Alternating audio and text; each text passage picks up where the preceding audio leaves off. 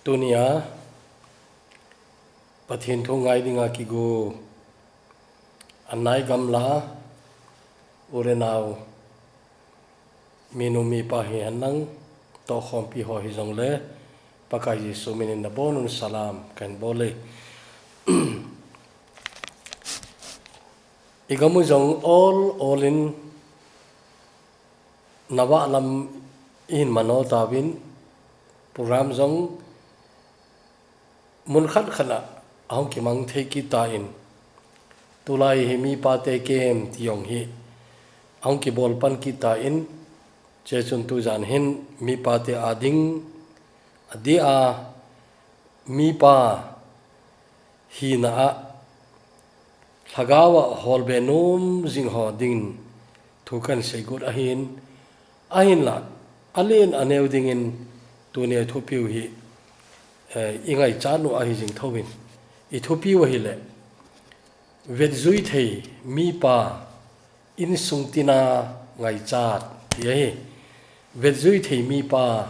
in sungtina ngai chat Bible mun khanin siming ka ting adang chu sei tho ding ai lor kan sim ding yong umin tin ama sapenin sim tilbu Genesis bungu chang som nilani tingle bung sagi chang khatna kan sim ding ai Genesis bungu chang som nilani bung sagi chang khat Noah jong hiti chun abolin pathinin bolin tia athupi chengsi chu abon chan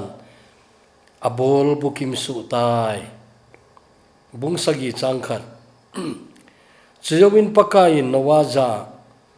nain sung mito nabon chawin kung sunga lutan aje chu hichi khang mi te la a kamin mu nang ma hi midi nahi ti kamudo tai pathina thu thing bon chawa dingin phathei ibu pitaw hen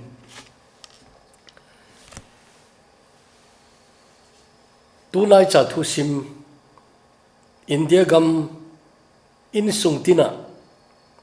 adia kol ho in sung tam ta aki ho lim na diwa hong chu October tarik thum sang ni le som ni le khat ni chun kum som ni le thum phapan golhang til Aryan Khan kiti chu drug case in hong ki mantain tu chana hi bel pot go hin aiwanga chu tu chana pot hi nai lo ai his Aryan Khan hi apa chu wanule sina mizo se het kitile ki sei khil zabdham anamitam taina henu India actor min thang pen ho la apang Shahrukh Khan ahin ain che Aryan Khan in asei do khat hi apadin jong anom mol he nei ai la adi ai ngalin che chui piami ti le hitai asei kapa chu Shahrukh Khan ahi in aboi he jingin ama kamu theina din phalna kala masa angaye ati nei tipi cho hi le achapa hi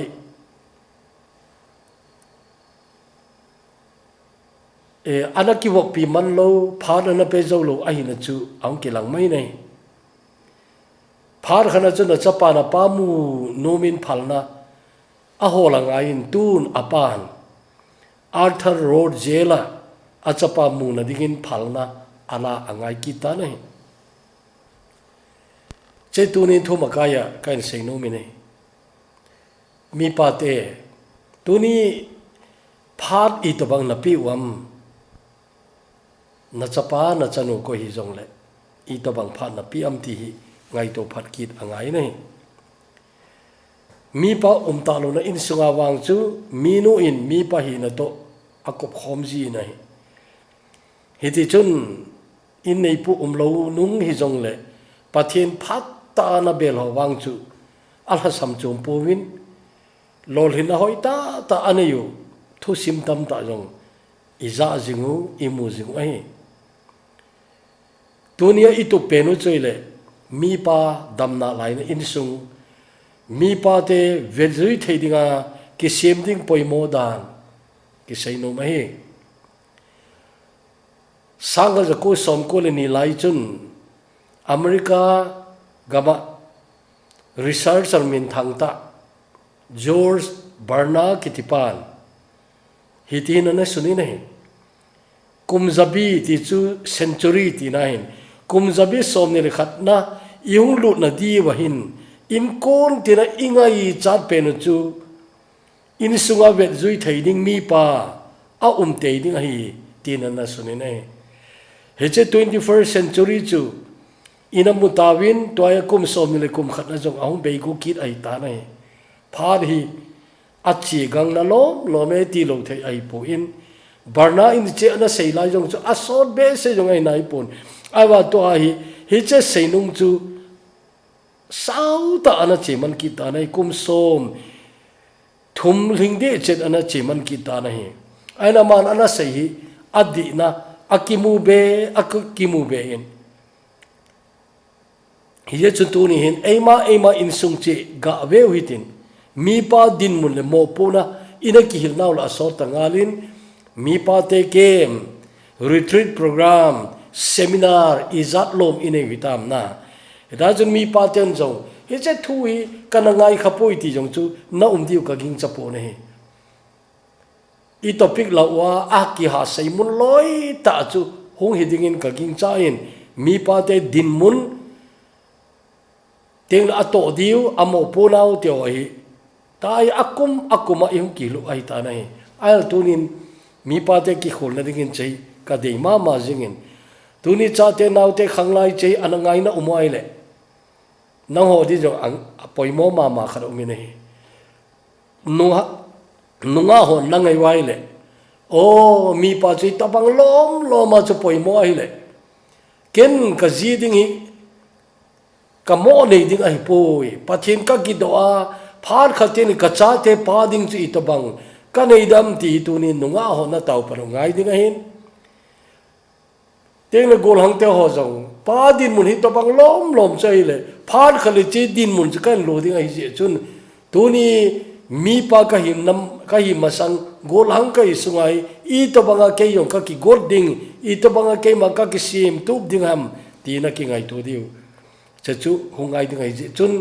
khang lai hon jong pha ta in anangai lang tele nu ten chen na ngai wai le na in nei pu hin le na keu muding Halloween na in nei pu ha sam na mu a alhin le na mu ai le na taw na di point na mu be na hiding in tu ni hin ngai tu le hin ti che jong chu nu te kan ti ma sa na ai tu ni hin ma sa penin pa pha bep kan sei gut ai jing lain a phalo hin sei ta dinge vet zui thailo mi pa phabep kan sei di ama sapen ju koiham itile lot kiti pa kan sei gu rehin lot kiti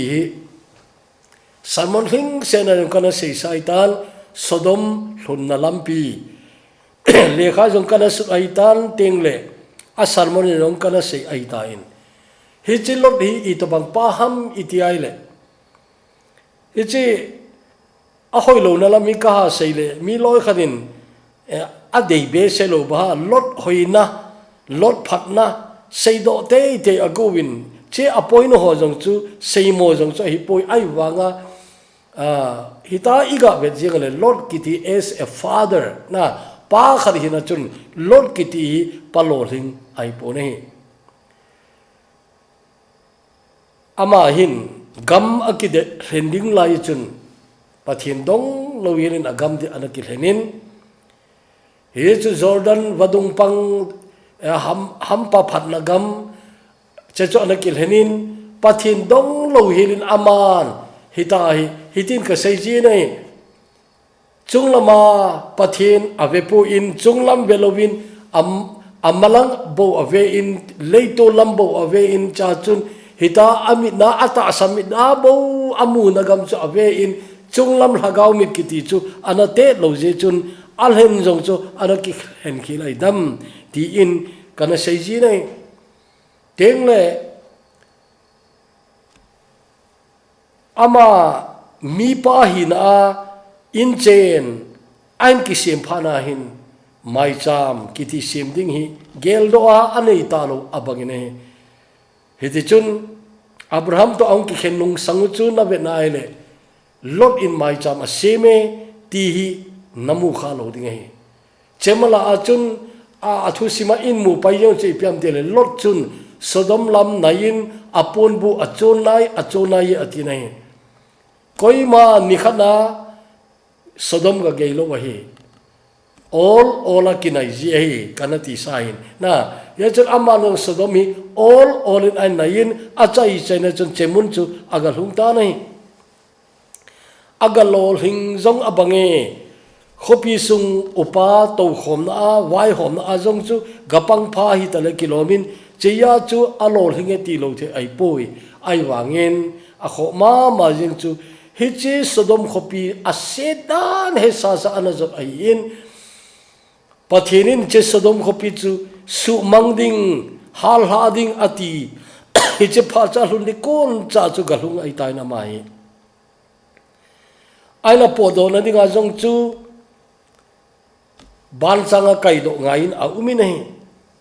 a khoma ma khat chu van til te hon hichi Sodom khopi asu se diwa su mang diu chu asai pi wa khopi sunga ko hi jong le na chapate wen lang na chanu te wen lang ko hi jong le gahilin podo dingai tin gahilin atiwa chun aman chapate anei pon chanu ane che chu akoma umain ala atu pading te tiu te achanu te ni do ki cheng ding gol hang ni aki khamsa tidam chechu umo hin hiche gol hang te ni ko ma chun agachin ki paddo loi honun che khopi pathinin asu mangne agati lai chun amani chun apuding pau hi atot anahi sa hloni nahi cha chun ipi versa mitile lod hi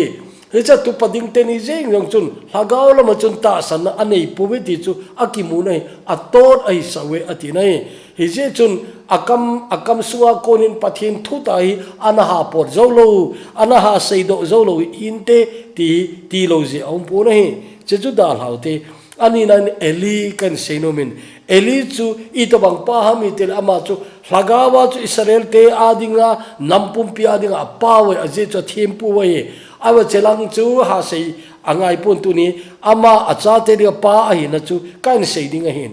ar acha te hagawa a khou kha na hin na satain alol hing po in ana fele ti chu ki mu ne hi alol hing lo ki ti le ha pana na pang alol hing lo zong a hi po in aha pui hoi zo lo hagawa ana khou kha zo lo ding hin discipline acha te thunun na choi chu ana bol du da lo hi ding hi e cha chu na chapate ni min se na len pen chi pam te le asadu nau to teng le nu mei ho chunga a khan se nau che chu aki ha sei pen chu ai nei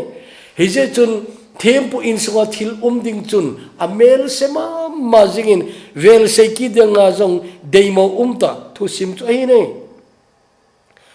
ain agom lamakan sei gor gorain nikhat galmuna eche eli chapate ni hofni le Phinehas chu galmuna chun ang thitawin tengle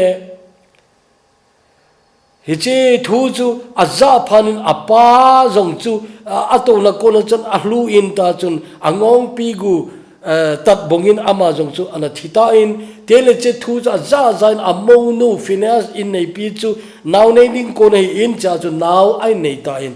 anaw nei chu ama na thi pi ta nei ai wanga chi achapa min chu asa manin chu ipia sa am itele ikhabod asa nei che thu simi Samuel le khabu khatna bungli na chu ana sim leuchin he che thu sim ngei mo ta le lungdon ta hi ana ki mu na hi min la deimo pen ikhabor asain che ikhabor chu ipiti na ham itele Israel la konin pathin lo pina akitol mangtai tinai che chu chang som ni le ni a imu chu hi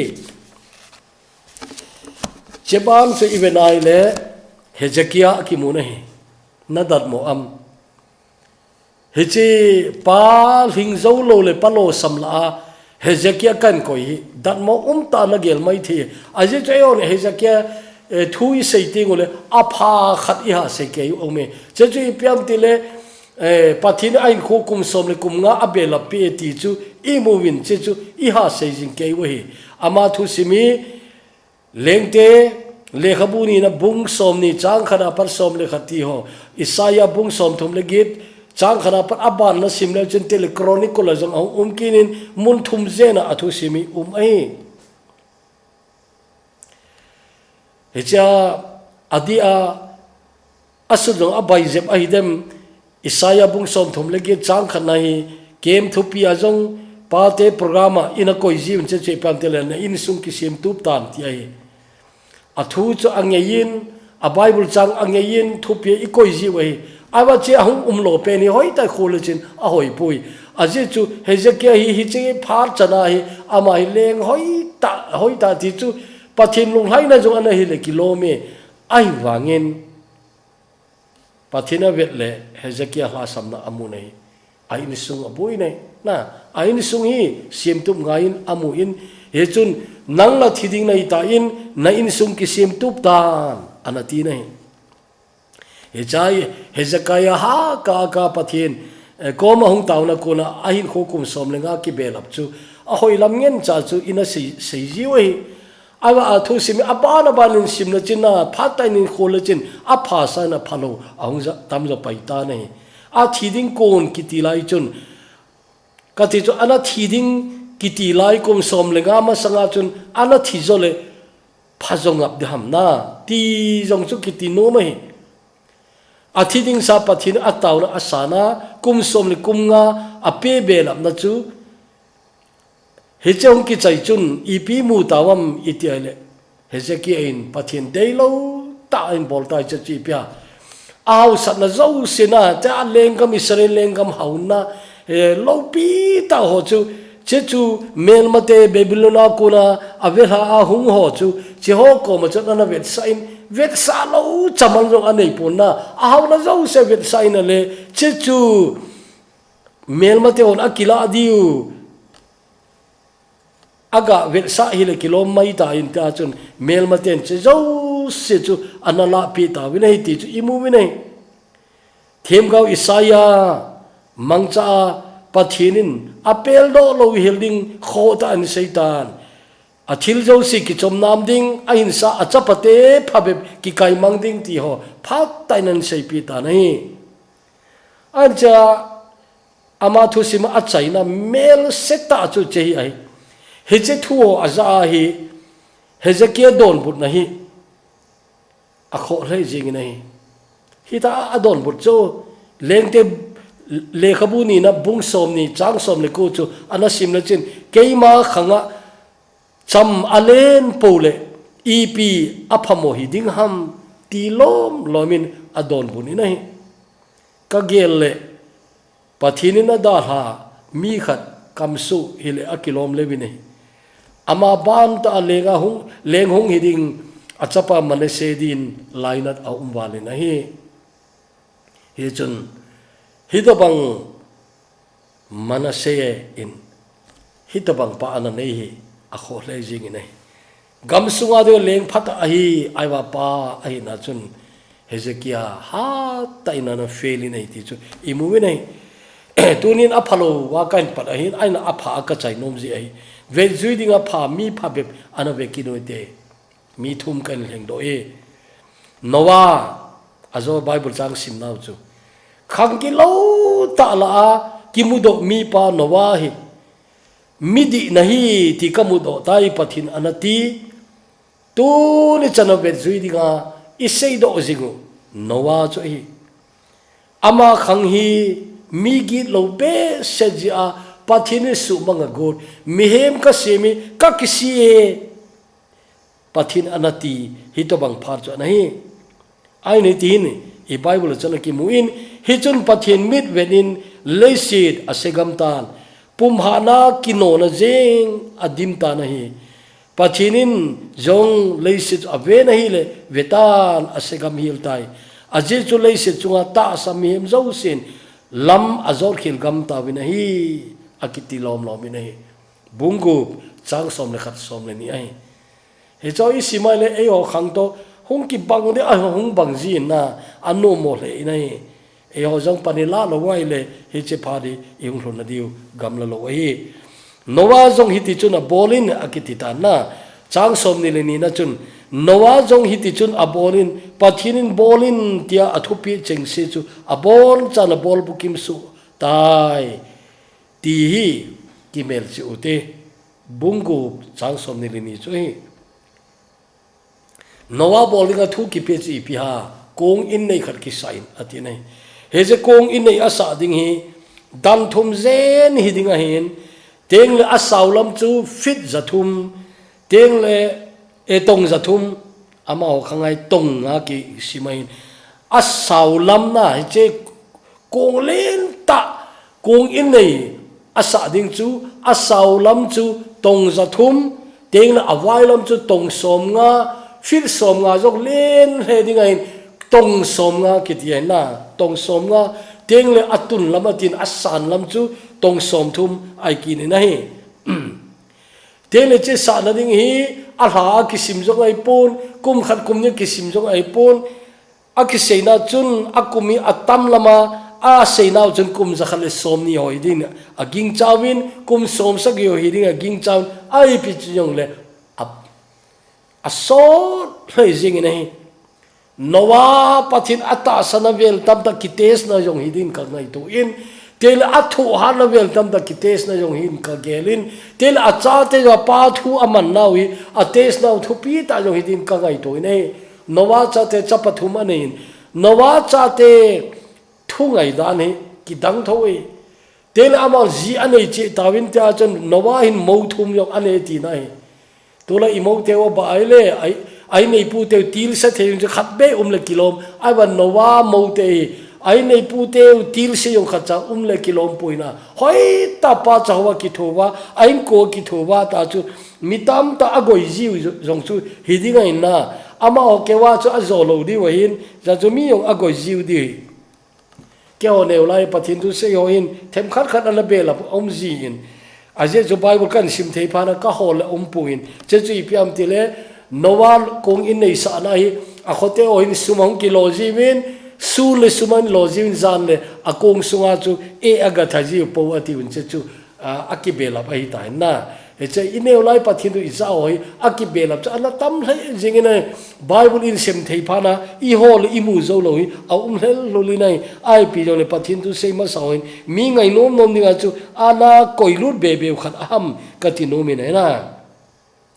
ai pi chu yong le hi to bang chun tho ha ta in ain ko wa pangkhoma ta chu pan alawa min anui sat ji diu min ai eu lau ji diu ai lo le min ai pi ha to nom na a bol li gin chan min a je chu atui lo lo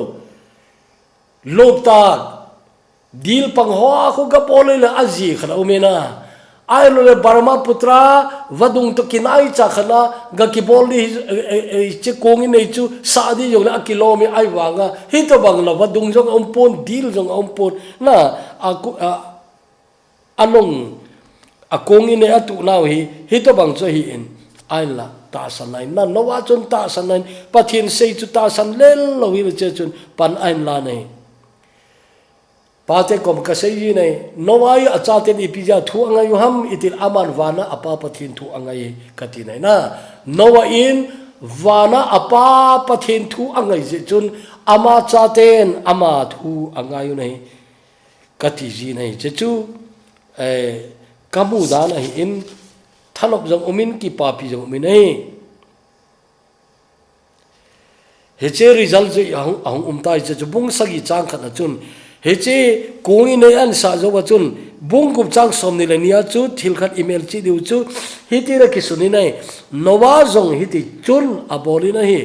pathinin bolin tia athupi cheng se chu a bon chan a bol bik bukim su tai he che ban chu ipi mu tam tele bung sagi na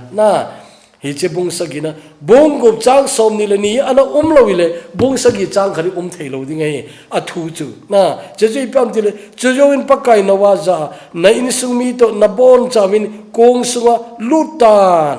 aje chu che khang mi tel a kamit mun mi di na hi ti kamutai ati nai na chi chui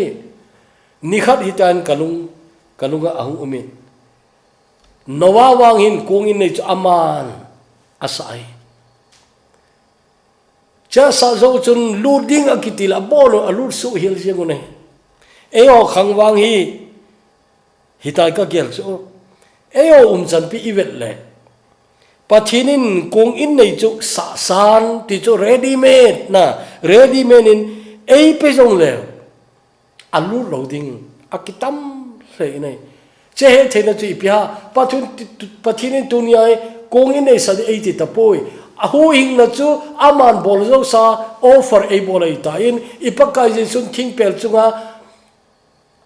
a onei zo sia hung peng do abange na aki chai tai tin hung peng do inai aki chai tai ipe sei na mem chate ki hu hing na dinga chu ama hung ki pi a hin he chen da tong dinga chu hung a hin he che thing pel chunga chen a tho di zo se thu mur so tan kapathen i bol nei hai tam ten peng loi cha chun e ho chon se na zo se an pu zo pha chun aman abol zo se cha chai tai te he je chun ta hi oging ta hung ki ko do ai a ki chai tai te nong peng do ai wangin tunin he che pathinin achapa Jesu Krista ato zo sa ipakai Yesu akichai tai tia ato zo apon do sa huing na chu to offer e bolai ai wa tu ni chanai asang lo tam ta ki na lai cho koi I divem itel nowa khanga hichemi chon se ho din muna chu tu ni mi tam ta na lai weti akimu nei ai tu ni thupi ta akan seinom chele nowa mi pa ki papi umta to ni chana 21st century mi hemte dinga even zoideu jing na lai ama chola Genesis bung sagi nalam mi hita te zo Genesis gati le chu khanglui mong moita na he che khanglui la ya mi pa ki ti chu tu ni e ho vel zui thei dinga chun 21st century in tu ni ama hi vel zui thei ding in e yu nei che zo vel zui yu ti win pa te dunia vet zoi thei pa ding kisem len ti ki mu nei ani le chon Abraham kan sei no min Abraham kan sei go ri ama thosim dang le hagawa adin mun te ole hagaw ipaw ai naw te la dang gam len ta ho ma kan sei go re pon Isak aringa I to bang pa ham ti kan sei no mai wanoya mihem hon thum ho in pa ani yoi ti chu he sawe Juda hon la pa in anayun Muslim hon la pa in anayun chude eo Christian zo sen la ta sana ipawai ti in pa inei kino hinna che nam zo se pa hinai tunin che chu koi la ta diutin tuni kan senom chule amani pa cha Isak ading itobang pa yam ti iga be diu de yu nei te se nunga cha ki ti chu itobang lomin ai ta dem na itobang lomin a hom thoin itobang lomin a ngai lu in itobang lomin adim ta dim na teo chu tunin ga seijing the so ta ai nei pi sara in now anei lo chinga ai ta ji chun ai nei pi sara gondung je chun asunu hagar to chapa khat ai nei yu nei ai wa che chu pathina pom nai saipun athute molso na ding le guil hula dinga chun che Ismail jo pathinin asang puin hije chun sarama ma naw ai nei ki ding chu pathin an gon pin cha chun sarate se hinunga chun cha nein cha cha Abraham jong chu te se pu mong chu anai ta nai ahin hitabang loma ai ding Isak chu hong khang do pan ahi chelai ta hin pathina kona thukidang ta hung ta nahi pathin o chu che hi nangai lur ta na chapa chang khat se atikin na ita English ong velation your son your only son tin a sei chen mama ne nangai luta na chapa chang khat se isak chu puin lang moria gama chen keiman kahin kopi ding mol sang khat pen chunga ama chu pumgo thil to din gato do tan ti cho athu hong lung chu sem til bu a che chu imu we bung som ni le ni chang ni pa thungai abrahamin kidang sale dingai pathin thu ba cha bola par an ngai ai na bung som le ni ivenai le na chepi te na insung na gam hindal han atina le che chu thu ai ngai pa yenge abrahamin khui thu ngai na hong ki panai ai ni cha hin kidang ta in adat moding chu pathina common sei pi tan na chapa chang khat nei sun chu puin atina a chapa isak to asu te to achi tawin inei pi jong a hilpo chei no me ho ga hil di jat jong ai puin hilpo pole a bol lo loading chu a ke thoding ka ging chai nei mun khana asu te da hata adala in a chapa isak bo to mur sang lama akal to tawin nei a chapa koisan khu anok modida he pa thingla umen meila umen akel ngoi de hoya umamati pathini ngai to nante the Lord will provide tu chana idei ma jong Jehovah Jireh ti lo jong ki umen Jehovah Jireh the Lord will provide ti adon but na chahi ai wang che adon but line Abraham ka gel le along thim jong boil he thodin ka ging chaina asei do jong he to he lo to aum dem chewang chu I he pu wina ai wang za lung thimi boil he ding in ka ging cha ne ahin la hete chona pa chawin mol chung cha long tawin Abraham achapa to amai cham pumgo thil to abol na diu mai cham chu sung ain ting khomun che chung chun thing lom apu chu achung en koyun cha chun isak khut cha chu an la in an hit ta nai isak in pi gel de azawa chun he pa akel ngoi ding la anati hin pathin ngai to nan te ati hin ain tun achapa khut an hit ta nai cha chun isakin he tan te o kate ke akel ngoi ding chu kai ti chu ake he dai tai nangai to kha am isak hi lai mang gole Abraham del pha ta lo ding hai phat ta apa ko na zam do thei ma ai tai ki tom do thei ta eba ki tom po nei he chanu anung khonung lama amani pa chai pathin le chapa ji sukrista te ka na jong anaki man hi akidang po nei isak jong chu angki do ta nei pathinin Abraham khongai ta atin athungai chu pathin mu ta je khongai ta natin asa langa chun kel ngoi chal khat a umin che chu ala tawin agom lam kan se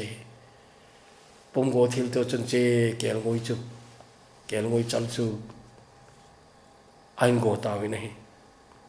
pa chawang ki le ki lai chu I te ki pa di uta aki pa na di thil ni thoni ome ka ti chu ken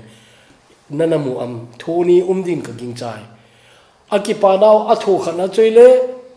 isak athiding lai hung hing ki naw ki le ki theu chu I te ki pa di uta ani na chun agil zo ki pa na ka ti mai ken agil zo ki pa na chi pya pathin thu kang na nga yu we Abrahamin pathin thu angai isak in che pathin zala chu apa thu angai na heda chu thunga ya hiche te sang pen kitame hiche kalwala te sang chu talowe hiche te sang pen chu apa chawa ahung pasive tiute na a hiche pas hip apa sit na wi itiki padi utam isak ahin ki na achiding lai hung hing chu ki pa ome chu ki pa na thu khan nai a ki pa na gil zo chu pathin thu ka na ngai we na pathin thu ka ngai we ti Abraham dinga zo along sunga ki pa na itibang om da dem isak wang chu akum lo hlom na lai a understanding nong chu apa to bangnai lo de aiwa ahe na kham mang ki pa intin Abraham wang chu iti ki pa di tam na o pathini banga te sei bola ate sang pen chejong chu ka chai tai na chejong chu ka chai tai ti Abraham akipa na ding ta chu chu hiding ai athum na din Joshua in sein ka tin kem khana tunai cha jo thu ka sei le Joshua thu ka sei ding lai hin in ko za chom li hoi phat khat khat ka sei do jin le khabu yong kana sub sa hin he che ke ma ka china wa kalunga hum kilang chu Joshua family hi to la eo kar ho I cho ting na akar chu amin khat I jong le model liham umbe to na bolero khan na cho jong le top model umintin kar ipipen ta hanna na cho jong le top model umbe ta ichi top model ki chu family ka beting le Joshua hi top model Joshua in ko hi top model ai ka ti nei kar hawang ju e chi unna BASE ahoy pen ti nai lo abul pen anem pen na anem pen model nem pen umin abana umin nei eche atop na chu top model ki ti nai I Bible a jong chu family za chom kana khenin in ko in sung kim ma damuna kim so ding ti loi khar ka sain cha chu mi hau pa le asopi pasal nga ho tel in sung ki khen thang je chu azawa ki sei lot le a in sung na atu pading te ni Sodom khopia kawam ta ai nei pi lam ka la chi sung su ta adal hau ngai ta chu thum chu ki dal ha ta ti nai achanu te ni to ama asu chaw che yong chu athu simu a chai nang cho hoi mo in to ne se yong sei dau tin athu sim chai nau jong hoi mo ta ai che chu a model ni na in athum na chule Noah azawai sei ma chwe Noah le in sungai le in sung kim so in so cha na kong alut so in job jong ka sei ji na in sung kima hui na lut so ya choi to atop model chule Joshua keile kain sung mi ten pakai kin kabol li wahi na sei Joshua hoi lai sei ham itele Israel ke pate ho an ko khomai phungtina Israel pate zo se ko khoma atam di dan na cha cho ama ho chu hi tin chona ana boli nei hitaya Bible chen imovin bung som ni li chang som lenga chun namit benwa pakai kin bowling chu pha na sa lo hi lowa ai le ipipen ta kin bol na pandi ham tunin ki hen jengun luipi gala na pu ho na pa ho na ho pathin lim sim thu ho na ho diu ha na che nau gamsung amor mi te pathin lim sim thu ho zo na ho diu ham keile kain sumi ten wang pakai kin jing ka bol di we anati nei tunia chakan la do nom chu Israel te lam kai po hin jong ka sei gut ai po in commander ai jong ka sei gut ai po in ka sei nom pen da chu mi pa khar ai na Joshua in ain sung mi pakai kin bowlinga ala sim tu hina athupi ma ma nei hija chun mi pa kharina Joshua pa ani acha te iti wang phanu hitam huingna apuilu ding pa anayu go hilowin pakai kin bolna alam kai diu pa anayu nei mi pa kipina zuiding kiti chu cha te dia lungmun umai newa pat apau pakai na to hin mujing cha te chu anu no mai ve kati nei amu jingu chu ain zuidi wa hi sapten le khabu yang kana suntal sapten hitana sajiwin cha izan hamna ne ai le ala chu kelngoi vom yong umai thei ai atiu ni che kelngoi vom ti chu thungai lo jep ti nai à coi chơi giống này na à coi chơi giống này à ba ulan na zui lam pi ba à mu thâu thôi chơi chơi cái ta cái na sụt ai na đam lain à zui thấy điều hình khô mu sa in lang na thi nung tên à zui thấy điều khôn nung đal hà biển na chơi chơi mi pa này na bol tei tei đi bồi mỗi na đam laya à zui thấy điều à việt zui thấy điều hình khô na đam lain à việt zui thấy điều hình khô mu sa in lang na thi nung tên này à zui thấy điều khôn nung đal hà biển thế chứ chơi chơi tunia ikitil không nom nào chơi các chạy nằm mong mong din Japani in mi chom chom ai về hết rồi kia hết bộ vin tê ai vào anh lấy khát sunu hi gạ về vậy tê apha khát in sim sang nghe chơi cho coi hami tê le nidang laya India sunga zong anamin thangma mai aselama min thangma ma jeng case tam ta nei bol se tam ta nei pa Charles Sobras kitipa chu India sota anatanga hin athu simjong I chana I tobanga ki chai ham lang chu ka hi tapui aina man phar khalai chun hi che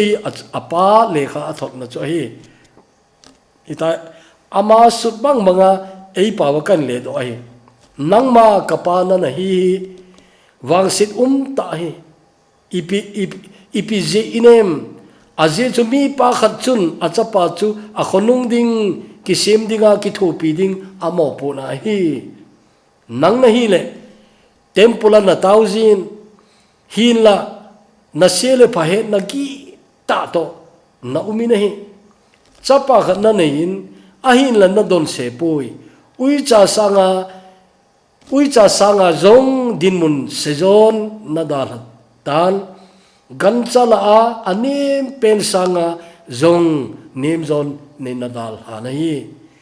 nanga ko na kamu kanai den dik sun chu kamin dinga nei na pe bo hi ai tai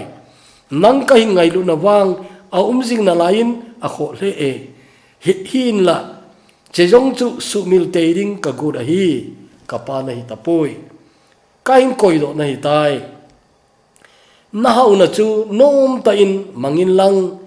anom thei penin tan